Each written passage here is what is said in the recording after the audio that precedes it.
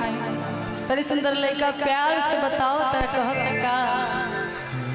कि कौन इंतजारिया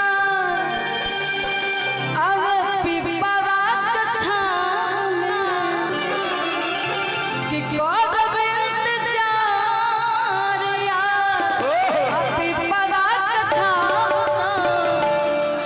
मिल खातिर जय हा मिल खातिर जय हा बलमुआ के गाँव में